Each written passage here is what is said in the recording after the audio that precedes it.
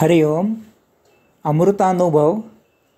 योगदास श्री जय गणेश जोशी यांचे प्रवचन. अध्याय पहिला. शिवशक्ती समावेशन. ओवी क्रमांक 51. तेथ मी नमस्कारा लागी हो दुसरा, तरी लिंगभेद परा जोडू जावो. अर्थात त्याला नमस्कार केल्यावर मी वेगळा उरतच नाही.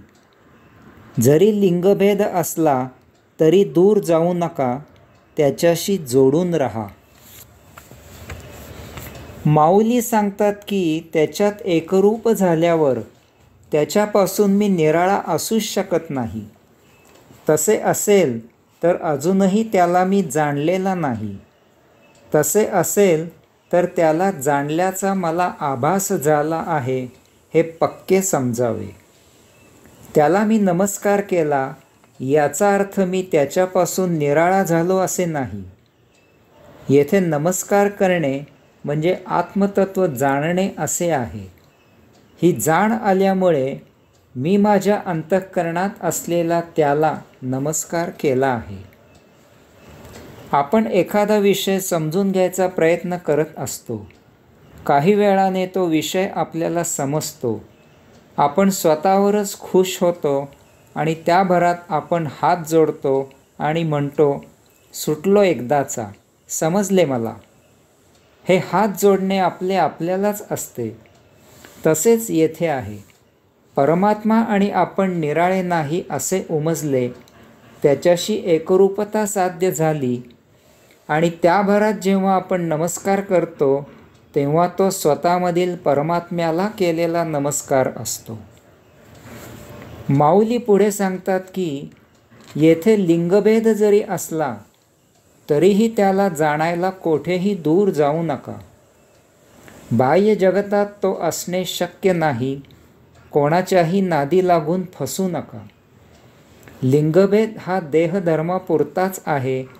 ते जडत्वाला आवश्यक आहे. एरवी विश्वनियम सुरू राहणार नाही.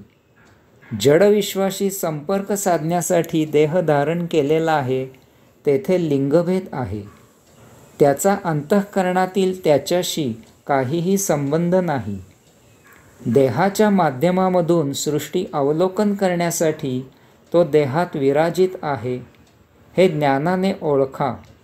तो प्रत्येकाच्या अंतःकरणात आहे. तो अन्य कोठेही नाही.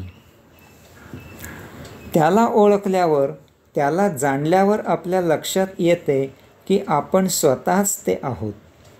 यामुळे आपल्या आचरणात फरक होतो आणि आपण आत्मसन्मुख होतो. म्हणजेच आपण अंतःकरण सन्मुख होतो आणि देहाने आयुष्य जगण्याऐवजी आत्मप्रेरणेने जीवन जगू लागतो. आपण त्याला जाणल्याची हीच एकमेव खूण आहे. या लिंगभेदाला महत्त्व देऊ नका. अंतःकरणातील त्याला ओळखा आणि त्यायोगे स्वतःला ओळखा. आत्मस्वरूप म्हणून जगा. कैवल्य प्राप्त करा. ओवी क्रमांक 52. परी सोने नसी दूजे, नवतू लेणे सोना भजे, हे नमन करणे माझे तैसे आहे. अर्थात जसे सोन्याच्या दागिन्यातील सोने हे सोन्यापासून निराळे नसते, तसे आपल्यामधील चैतन्य हे परमचैतन्यापासून निराळे नसते. तसा माझा चैतन्यमय नमस्कार त्या परमचैतन्याला आहे. मागील 51व्या ओवीमध्ये माऊलींनी सांगितले की त्याला नमस्कार केल्यावर मी वेगळा उरतच नाही. जरी लिंगभेद असला तरी दूर जाऊ नका, त्याच्याशी जोडून राहा. हे वैश्विक सत्य चांगले ठसविण्यासाठी माऊली आता या 52व्या ओवीपासून 58व्या ओवीपर्यंत काही उदाहरणे देत आहेत. सर्वप्रथम माऊलींचे अत्यंत लाडके सोन्याचे उदाहरण ते देत आहेत. सोन्यापासून दागिना तयार केला आणि त्याला सोने असे न म्हणता निराळे नाव दिले तरी त्यामधील सोने पण तसे शिल्लक राहते. त्यात बदल होत नाही. दागिना केल्यामुळे सोन्याच्या आकारात, रूपात, वापरात बदल होतो. तथापि त्यातील सोन्याचा गुणधर्म तो दागिना करण्यापूर्वी जसा होता तसाच असतो. यामुळे तो दागिना मोडून म्हणजे त्यातील सोने वितळवून त्याचा आकार रूप बदलून त्याचे पुन्हा सोने करता येते.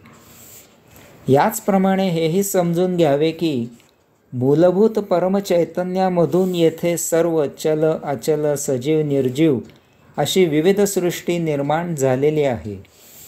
यामुळे मी जर त्या परमचैतन्याला नमस्कार केला तर माझ्यामधील चैतन्याने म्हणजे त्याच परमचैतन्याच्या अंशाने तो केलेला नमस्कार आहे. अशा प्रकारे येथे द्वैत अस्तित्वात नाही. सर्व काही त्या अद्वैत अशा परमचैतन्याचीच निर्मिती आहे. यामुळे जेव्हा देह पतन होतो तेव्हा संचित नसल्यास त्यातील चैतन्य त्या परमचैतन्यात विलीन होते. दागिना तयार करण्यापूर्वीचे सोने आणि दागिन्यातील सोने यामध्ये शुद्धता अबाधित असते. याचप्रमाणे देह धारण करण्यापूर्वीचे चैतन्य आणि देह धारण केल्यानंतरचे चैतन्य यातील पावित्र्य शुद्धता अबाधित असते. परब्रह्म पुरुषोत्तमाचे असलेले आपण अंश परब्रह्म पुरुषोत्तमापासून निराळे नाही, भिन्न नाही, तेथे अद्वैत आहे. तस्मात मी नमस्कार करणारा एक आणि ज्याला मी नमस्कार केला आहे ते दुसरे अशा जरी दिसायला दोन भिन्न अभिव्यक्ती असल्या, दोन भिन्न आविष्कार असले तरीही आमच्यामधील चैतन्य एकच एक आहे. तेथे भेद नाही. मी नमस्कार केल्याचेच परमचैतन्य माझ्यात अंशात्मक रूपात आहे.